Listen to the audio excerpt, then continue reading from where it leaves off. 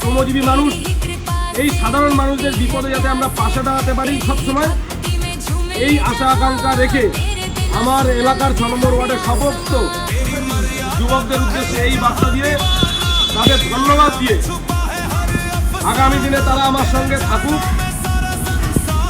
এবং আগামী দিনের যে লড়াই, সেই লড়াইয়ে সবসময় পাশে থাকুক, এই আশা আমি তাদের কাছে দিই। ধন্যবাদ। জয় শ্রী রাম।